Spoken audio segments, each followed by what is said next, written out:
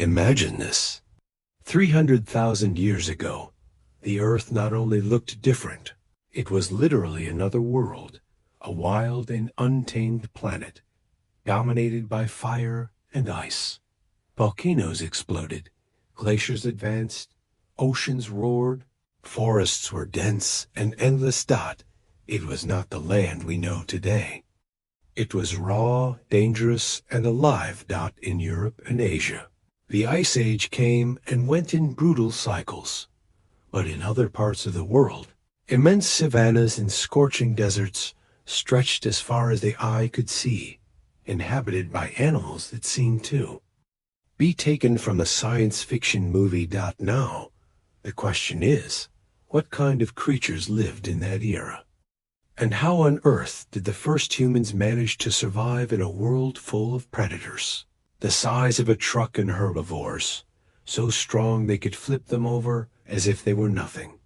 Let's dive into this story. First stop, Africa. Meet the Pelorivus, the prehistoric buffalo. But forget what you know about current buffalo. This was something else. The Pelorivus was gigantic. It was almost 1.8 meters tall at the shoulder and weighed more than 100 kilograms. Its horns curved like a crescent moon and extended more than 2 meters wide. If you saw it coming, you surely prayed it didn't see you. For a time, scientists thought it was simply an ancient version of the water buffalo. It turns out that the Pelorivus was older, wilder, and much more impressive. It was a missing link between modern cows and the megafauna of the Ice Age. It lived from about 2.5 million to about 12,000 years ago.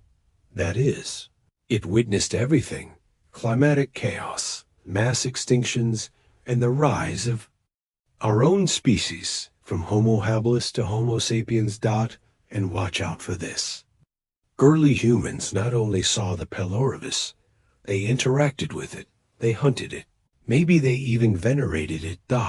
In caves in Central and North Africa, paintings of horned creatures have been found, drawn with detail and purpose, as if they had a special meaning. Maybe they weren't just animals. Maybe they were symbols or even gods. And that's just the beginning. Our next stop is South America, to meet a creature that seems to have come out of a dream, the Macrauchenia. Now imagine this. An animal that seems to have been made in a prehistoric laboratory, shares leftovers from other creatures. It has the body of a camel, a long neck like a giraffe, and instead of a normal snout, a strange nasal protuberance, perhaps even a small trunk. The Macrauchenia was one of the strangest animals that have ever walked the earth, and it is not science fiction. This real creature roamed the plains, forests, and grasslands of South America for millions of years, and yes, it survived until about 10,000 years ago. Its name literally means long neck, and it belonged to an already extinct group of mammals called Litopterans, a name as rare as its appearance. And here comes the interesting part. The Macrauchenia was not a camel, nor a horse, nor a tapir, nor an elephant. It was something completely unique, a distinct branch of the evolutionary tree of mammals that developed in isolation on the South American continent. Imagine it. More than 3 meters long, almost 2 meters tall at the shoulder, and weighing close to 1,000 kilograms. Robust, with long legs that ended in 3 toes. It had that upright, camel-like presence, but without a hump. Its long neck gave it an elegant, almost majestic posture, probably useful for reaching leaves of bushes or branches of medium-sized trees. Not as tall as a giraffe, but very distinguished. And the weirdest thing, its face. The Macrauchenia had a snout like no other. Its nostrils were not at the front like in a horse or a deer. They were on top of its head, between its eyes. Think about it for a moment. That has led paleontologists to think that perhaps it had a short trunk like a tapirs, or something more flexible, like a llama's sniffer. Whatever it wasn't just for decoration. That snout could have served to sniff out dangers, search for food, or even to cool off under the burning sun. Functional and striking, all in one. And here comes the craziest part. The macrochenia baffled scientists for decades, no one could place it on the evolutionary tree.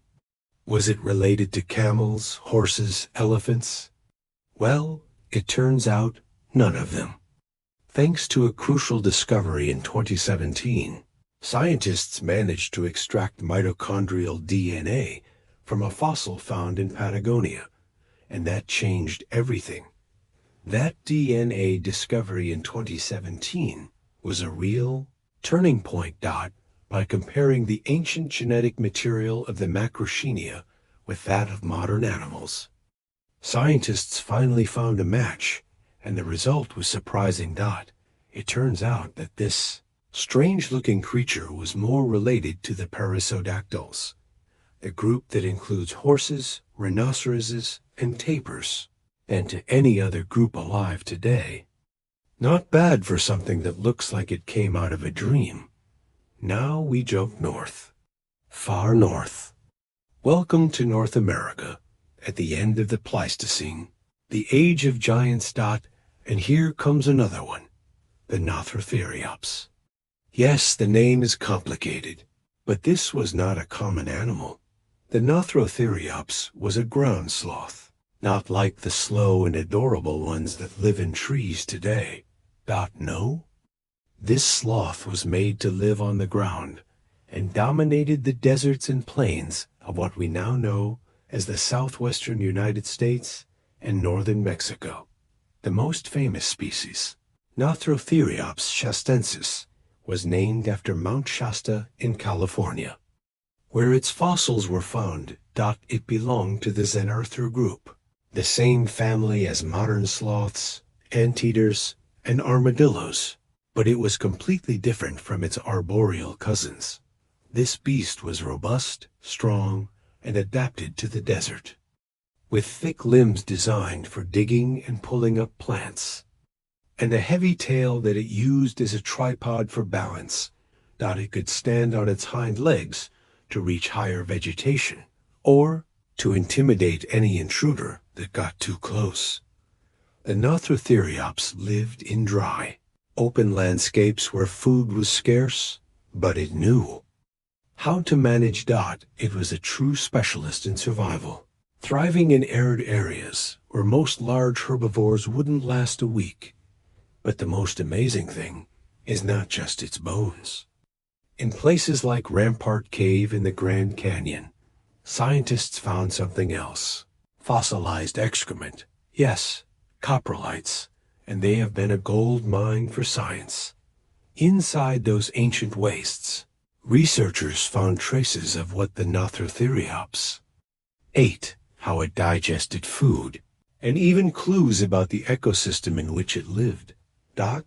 It's like a natural time capsule, and it has helped us understand this desert sloth in ways we never imagined. And this is where it gets even more incredible. Inside those coprolites, yes, that prehistoric excrement, scientists found remains of desert plants, agaves, yuccas, even cacti. That's right. This giant ground sloth fed on thorny and dry desert vegetation. That's something very rare. Most of the large herbivores of the Ice Age needed green, grasslands or lush forests. But the Nothrotheriops adapted to survive in the harshest environments.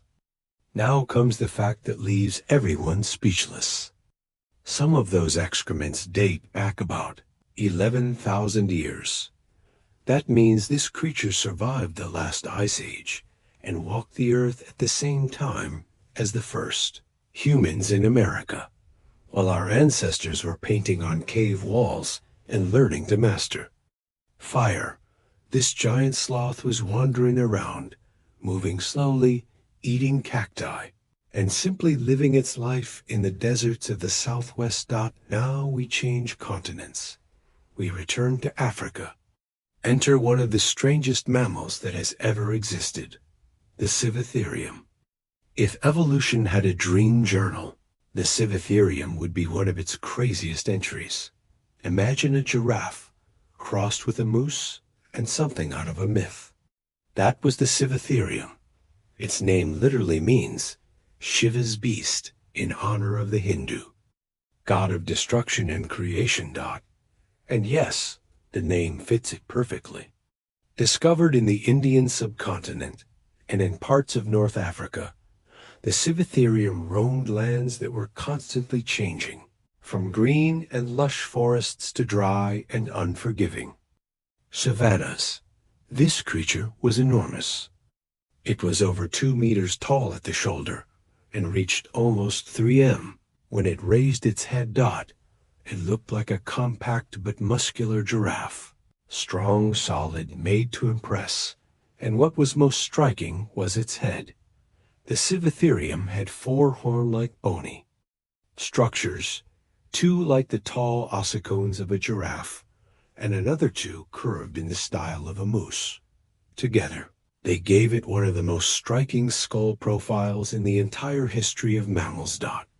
This was not just a rarity. It was the last representative of a powerful evolutionary line. The giraffid family, which emerged in Eurasia about 25 million years ago, eventually gave rise to modern giraffes. But the Civitherium was like the final boss of that family tree. One of the last of its kind, and, without a doubt, one of the most impressive mammals that has ever existed. And now we go to Asia, and this creature is legendary that evolved in the misty jungles of ancient Southeast Asia. The Civitherium played a different game. So large that it was so not about height, but it still seems more like a legend than a fossil. This animal was not reaching for the sky. It was made for strength. It sounds like a creature from and versatility. A monster movie. Its jaw and teeth say it all. A giant ape. It could feed on almost any forest. Leaves, a true enigma branches, of evolution. Bushes. We are not and talking even some hard grasses that extinct and lived from the late Miocene to the early is a symbol of an era lost in time. From approximately 1 million to about 80,000 years ago, dwarf elephants. That means that not only did it witness the rise of human beings, it shared the planet with them. Gigantopithecus in a world full of giants, lived between 2.3 million, enormous and about 300,000. Years ago, in what is now China, saber-toothed tigers with jaws and other regions of Southeast Asia. But the most amazing thing is that the modern orangutan, while many of those species disappeared in the larger Pleistocene extinction, although a complete skeleton has never been found, the pieces we have, a wild jaws and teeth, was a survivor to something collapsing world. It is estimated that it could have been up to 3 meters tall and weighed more than 500 kilograms. That is larger than a gorilla and closer to the size of an orc. A gentle giant, perhaps, but without a doubt a force of nature. Probably lived quietly in dense forests, feeding mainly on hard plants and bamboo. Its massive jaws and teeth with thick enamel were ideal for crushing tough vegetation. And here comes the impactful fact. It went extinct just a few 100,000 years ago. That is not much time in evolutionary terms, which means there was a time when our ancestors could have seen it from a distance, just a silhouette in the mist. A true hairy titan that roamed the forests of Southeast Asia like a living steamroller, powered by a diet of bamboo, hard fruits, and fibrous roots. And this is where it gets even more interesting. Gigantopithecus could have inspired some of the most famous legends we know today, like Bigfoot or the Yeti. Those myths of giant, hidden beings in the forests may not be pure fantasy. They could be distant echoes, fragments of cultural memory, transmitted from a time when creatures like this really existed. And now we leave Asia and return to Africa, and we go from primates to birds. But not just any bird. Welcome to Madagascar, home of the feathered colossus known as Vorum titan. This was not just any ostrich. This enormous bird, covered in feathers, walked on legs like stone columns, and its mere presence dominated the landscape. Vorum titan means big bird in Malagasy, and they were not exaggerating. For centuries this bird was called Epiornis, nicknamed the elephant bird, and many times it was thought to be just a legend. But now we know the truth. It was the largest bird that ever existed. Imagine a bird over 3 meters tall that weighed almost a ton, around 700 kilograms. That's bigger than many modern cows. And no, it didn't fly. It didn't need to. Its wings, if it had any, were more symbolic than functional. It was a true terrestrial giant. A prehistoric tank covered in feathers. A distant relative of today's ostriches and emus, but scaled up to almost dinosaur size. And the most shocking thing, Vorum titan did not go extinct millions of years ago. It continued to walk the earth until less than 1,000 years ago. It lived alongside human beings in Madagascar.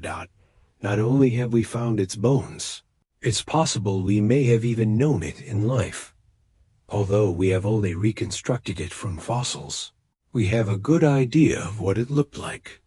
Imagine a monstrous ostrich, oval body, thick legs like tree trunks, and a small head on a long, muscular neck. Its feathers, probably brown or gray, were ideal for camouflaging in the sunny landscapes of Madagascar. The vorum was a product of isolation. For tens of thousands of years, it was the king of Madagascar, an island where nature followed its own rules. Madagascar was a world apart. The large herbivorous mammals never made it there, which gave the vorum space to grow. No predators, no competition, just time, territory, and evolution. Its diet was completely vegetarian. Leaves, fruits, low bushes. It didn't need sharp claws or a beak like an eagle's. Instead, it had a beak made for crushing, capable of breaking tough vegetation with slow but powerful bites. And that was its rhythm: slow, constant, unstoppable. When the vorum walked, the earth didn't tremble with fear. It beat with respect. Now we cross over to Europe. And what comes next, you have probably never heard of. But I assure you, you won't forget it. 3 million years ago, a new type of predator roamed the planet. It wasn't just another big cat. It wasn't simply a saber-tooth. It was something different. It was the Homotherium, the scimitar-toothed cat. Its eyes cut the distance. Its steps left deep tracks in the frozen ground. And when it attacked, its long, curved teeth turned every hunt into a deadly dance. Unlike the famous Smilodon, the robust saber-toothed tiger of popular culture, the Homotherium was built for speed and precision. It was slender, fast, with long legs, an agile body, and a less exaggerated but equally lethal jaw. This feline was a global threat. It has been found in North America, Europe, and Asia. From snowy tundras to sun-scorched savannas. It thrived in every environment it touched and adapted with brutal intelligence. Its hunting strategy varied. Sometimes it chased, sometimes it stalked. And on occasion, it hunted in packs. Its name means beast like man, because its fossils were found near human remains in Greece. But the name has another, deeper meaning. This feline shared the world with the first humans. The same paths, the same prey, the same game of survival. Some fossils even show signs of contact between the Homotherium and early humans. Imagine it. Two predators at the top of the chain, one with fangs, the other with fire and spears, surrounding the same prey under the flicker of an ancestral bonfire. Who really was the Homotherium? Biologically, it belonged to the Mecherodontines, a subfamily of saber-toothed cats. But unlike the iconic Smilodon, whose enormous teeth protruded like blades, the Homotherium had a different approach. Its fangs were shorter, thicker, not made for stabbing deeply, but for cutting with precision. Think of a surgeon, not a bruiser. Its skull was flat. Its jaws were finely adapted for precise attacks, almost always aimed at the neck. This feline was not just strong, it was efficient. With a height of around 1.2 meters at the shoulder and a weight between 150 and 300 kilograms. It was smaller than the Smilodon, but much faster, more agile, and lethal. Its front legs were made for gripping, while its longer hind legs gave it impressive speed. This creature could run and then attack with surgical precision. It was not a fighter, it was a killer. Now we move to East Africa, land of legends. And here comes a beast that seems to have come out of a prehistoric nightmare. Meet Metrodiocorus andrewsi, the giant warthog of the African Pleistocene, with a snout tilted towards the ground and tusks that curved upwards like two sides. This creature was strange, but powerful, resilient, tough, and perfectly adapted to its time. It was not a monster. It was evolution's answer to a relentless world. This beast descended from ancient lineages of pigs and gave rise to the current warthogs and wild boars. Its fossil remains found in legendary sites, like Olduvai Gorge in Tanzania and Kubifora in Kenya tell us more than just its story. They tell us about the world we come from. With a height of more than 1 meter at the shoulder and a weight of up to 250 kilograms. The Metrodiocorus was a true heavyweight within the Sued family. But what really made it unforgettable were those incredibly long, upward spiraling tusks. They weren't just for show. Those tusks were weapons used in fierce combat between males, in territorial fights, or as a brutal defense against predators like primitive lions, saber-toothed cats, giant hyenas, and yes, even against the first human hunters. This warthog was not prey, it was a problem. Just by looking at it, the Metrodiocorus made it clear that those tusks were something else. That exaggerated spiral shape of the upper tusks is one of the most iconic features of the entire genus. Nothing like modern pigs or wild boars. This creature had style and survival power. It was not picky. This boar was an omnivore through and through. It gnawed on roots, devoured fruits, tore up tough vegetation, and yes, from time to time, it caught a small animal if it had the chance. Its molars were high and resistant, like biological grinders, perfect for shredding dry grasses and hardened roots. And that tells us a lot about the world it lived in. Hot, dry, unpredictable. If you couldn't eat what was there, you didn't survive. Metrodiocorus was a master of adversity. And here comes the most fascinating part. That those horns were not just survive on its own. They were for defense. It lived alongside us. Its head was like a tank, at least alongside our protected by bone. In the same sites partially retractable leg found. Good luck if you tried to bite it. Olduvai and its scientists have also found stone tools with bony plates, primitive human remains, spikes, and clear signs of hunting from behind.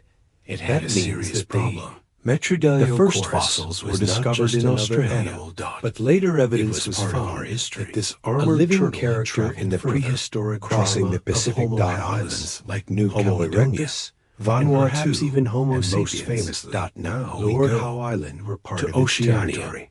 And what follows is completely legendary. Meolania platypus. Its name is Meolania, true island which means small, perfectly adapted to life away from the continent. The name. And while most things was not small became aquatic, the Meolania bet everything on life meters long. It didn't swim more than 500 kilograms. It walked one of the strongest, firm land turtles that has ever existed. Rocky landscapes, and its appearance was unforgettable. In search of food, with enormous totally herbivorous dotted from its skull, low vegetation, a bony crown, fruits, and any leaf within its reach. A medieval dragon, its sharp beak made cutting plant fiber a piece of cake. But beyond that, it was a symbol of ancient isolation. A creature that thrived in corners of the world that most animals never reached. But there was a problem with living on islands. Isolation brings vulnerability. The Meolania lived for thousands of years without predators, without lions, without large carnivores. It was safe until humans arrived. And as we have seen on so many islands in the world, the pattern repeated itself. Brought more than spears. They brought fire. They brought dogs. They changed the landscape. They burned vegetation. And they hunted. Suddenly, the Meolania was no longer invincible. We may never know the exact moment of its disappearance, but the signs are clear. When humans arrived, this ancient armored turtle disappeared shortly after Dot. Now we return to Europe to meet a creature that seems to have come directly from a legend. Megaloceros giganteus, also known as the Irish elk. Although it was not only from Ireland, and technically it was not an elk, with antlers that stretched almost 3.5 meters from tip to tip. Yes, wider than the height of an adult man. The Megaloceros was not only large, it was majestic. Its antlers were not just for show. They were social tools, weapons, and symbols of dominance. When two males faced each other during the mating season, it sounded like a medieval battle, antlers clashing like cavalry lances. And yet, beneath all, that grandeur was a peaceful herbivore almost 2.1 meters tall at the shoulder, and weighing more than 700 kg. It was one of the largest deer that has ever existed. But it was not aggressive. It was a big grass eater. The Megaloceros preferred open meadows and the edges of forests, transition zones where it could feed on grass, leaves, and tender shoots. Its jaw was powerful, and its teeth were adapted to handle a wide variety of vegetation. It evolved about 400,000 years ago and became one of the true icons of the Pleistocene. Its silhouette, with those imposing antlers, walked alongside woolly rhinoceroses, cave bears, and mammoths, giants of a cold and ancient world, a world that no longer exists, but thanks to the fossils and the myths it inspired, the Megaloceros still casts its shadow on our imagination. But the Megaloceros not only coexisted with mammoths and woolly rhinos, it also lived alongside a new class of creature, one that would forever change the fate of wildlife. Us. The oldest representations of the Megaloceros appear on cave walls in Europe, painted by our ancestors with pigments made from natural oxides and minerals. And they were not simple scribbles. In places like Lascaux and Chauvet, we see the Megaloceros painted with reverence.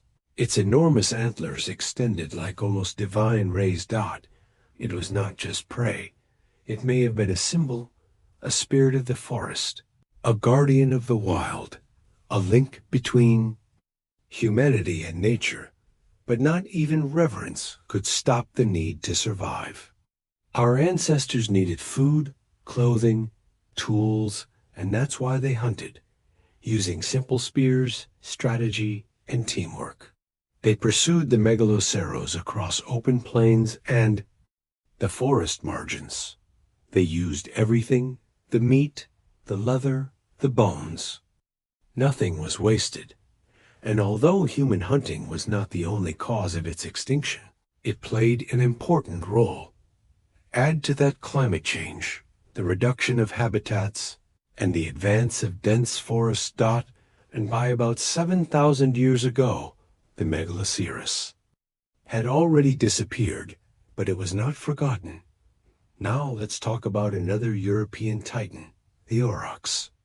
In those same caves of Lascaux, where ancient hands painted the megaloceros, we find another figure, tall, powerful, muscular, painted, with energy and strength.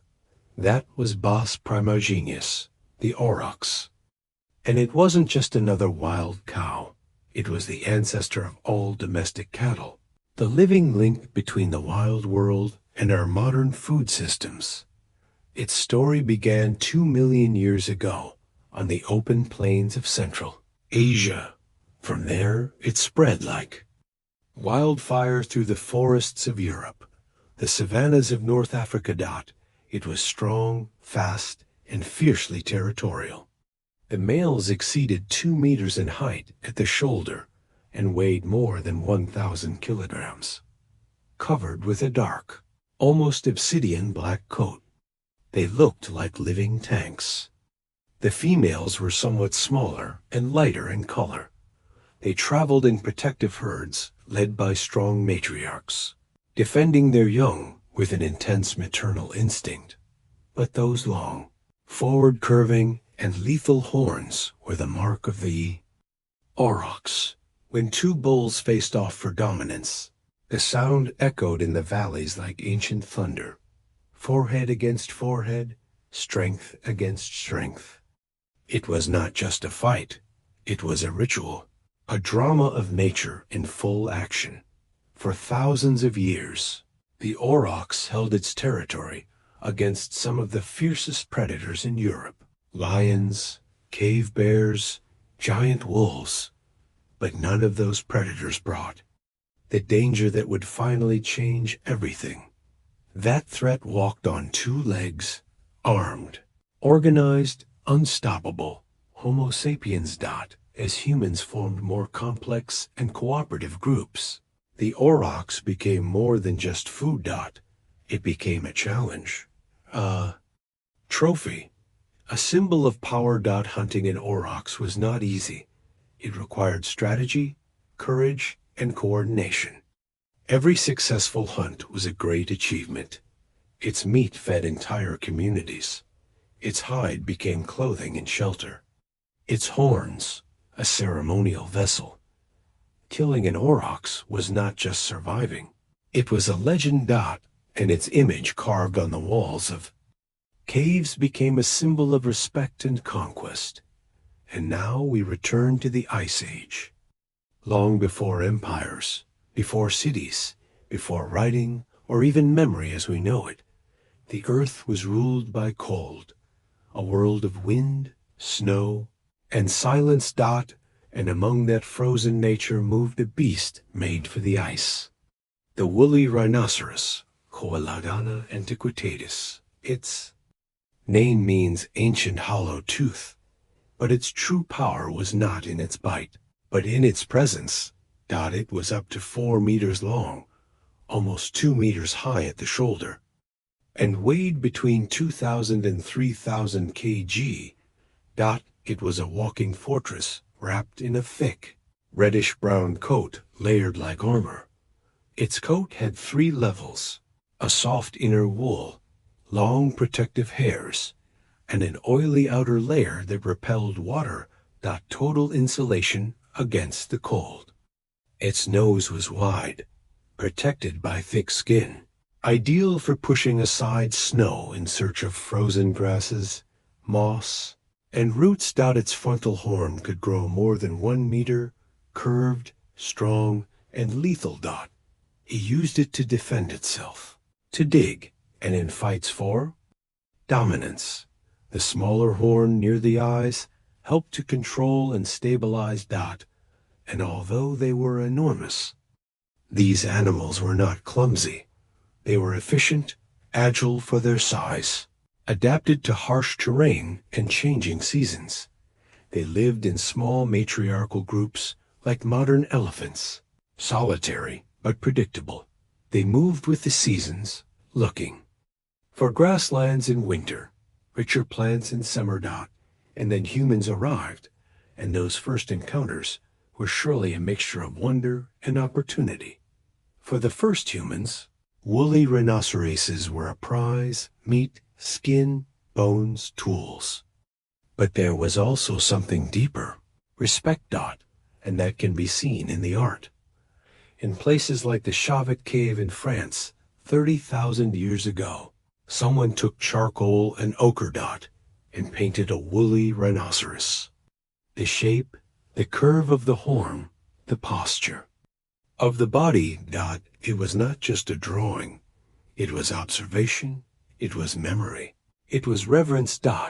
It was not simply a predator. It was something older, deeper, a spirit of the earth. Music.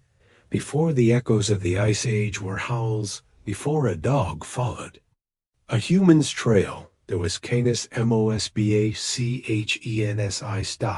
You have probably never heard that name. It sounds cold, scientific, but behind it hides one of the most important ancestors in the evolution of wolves and dogs. It was the first spark, the initial model. Their hunts were not the blueprint for what would later become the modern wolf. Turned into choreography. But living in a pack more than 500,000 years ago, structure, and it is not fiction. Communication. It was reality. There were leaders, followers, ancient jackal-like predators who raised their young together. Gray wolf we know today who learned by watching the adults. In the Mossbach region it was not just survival, but its fossils had was the beginning of the pack spirit.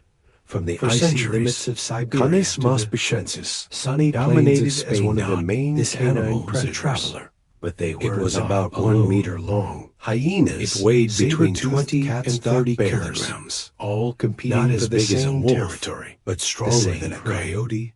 And now, built the howling forests to the roaring plains, was not you find another predator. It did not canine, but feline. Canis Mosbacensis, a creature that dominated with silence and clear signs of social behavior of a pack, the largest in a world dominated by megafauna. Before mammoths, woolly rhinoceros, savannah, giant before the cave going it alone was not enough fossilist, but in a colossus of muscle and instinct. They were deadly. Between 600,000 and 300,000 years ago, exhausted their prey. Europe was nothing like it is today. It was wild, full of life, giant deer, wild horses, bison. And where there is prey, there are predators, but none as feared as this one. Males could be more than 3.3 meters long, including the tail, and weigh up to 300 kilograms. Larger than any modern lion, more muscular, with a body more like a tiger, shoulders like armor, paws like mallets, jaws capable of ending the fight with a single bite. But fossilists hunted alone or in pairs and did not roar. It stalked in silence. Between the tall grass and the icy wind, it moved like a shadow. Its curved claws, more than 7 centimeters long, were weapons. It launched itself at prey like giant deer or even mammoth calves. It was not just a predator. It was a force of nature.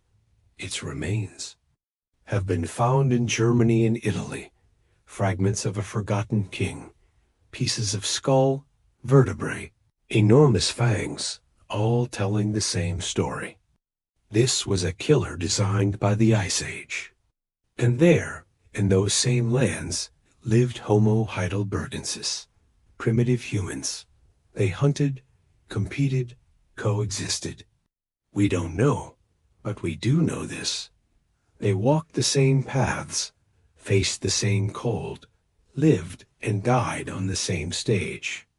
Time passed, the climate changed, the ice came and went, and fossilists began to evolve.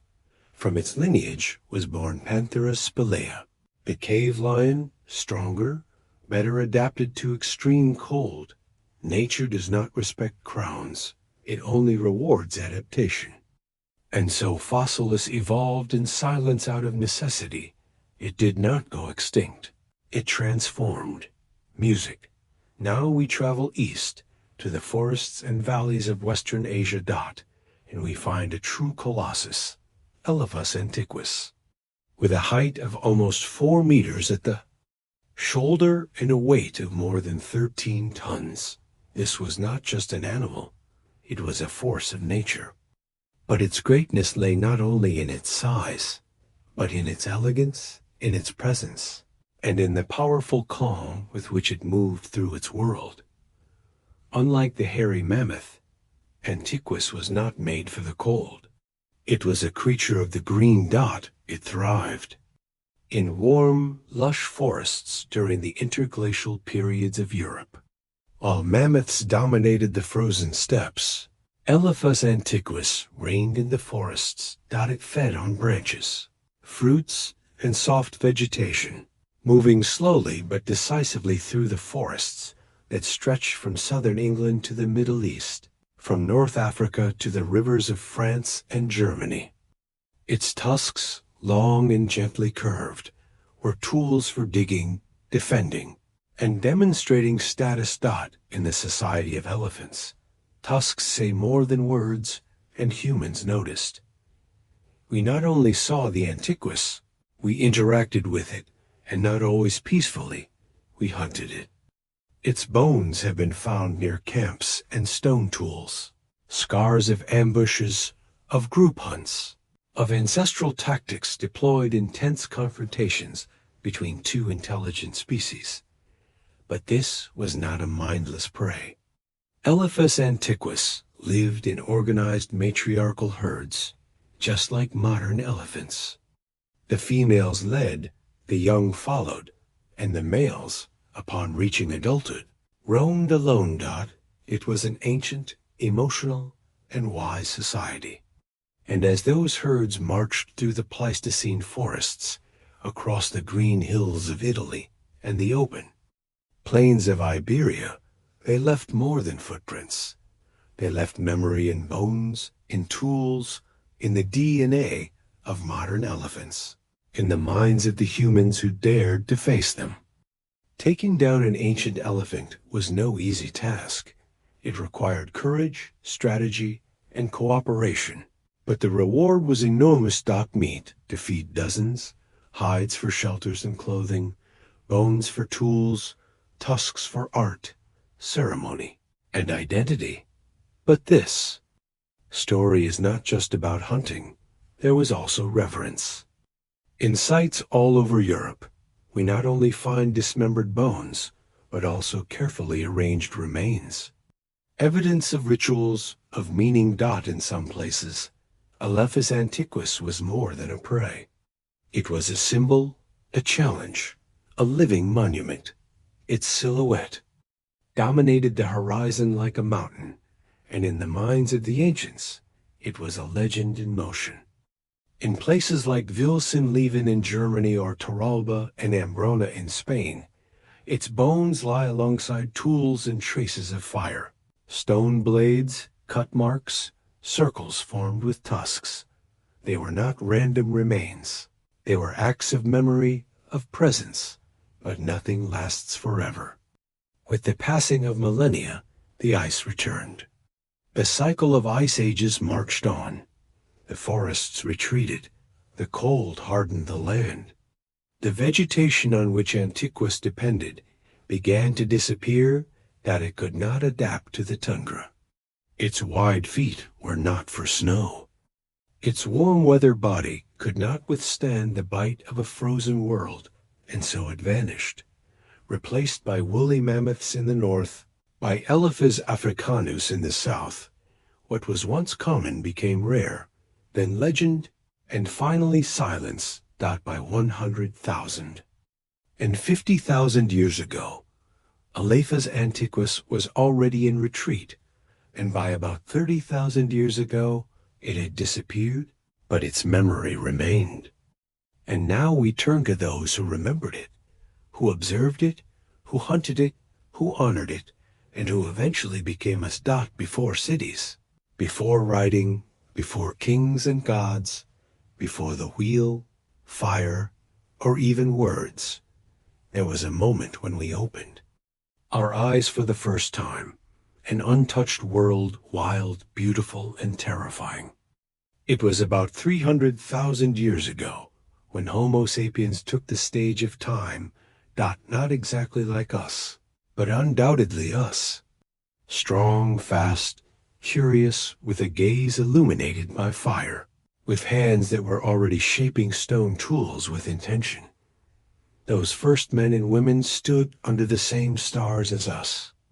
They breathed the same air, walked the same land, but they carried no history. They carried no past, only instinct and something new. Consciousness. Their oldest traces come from Jebel Irhoud in Morocco. Fragments of skulls and jaws, burned tools, bones, whispers of our beginning. They lived between two worlds, the animal and the human, in their hands. Stone within them, perhaps the first spark of memory. But what do we really know about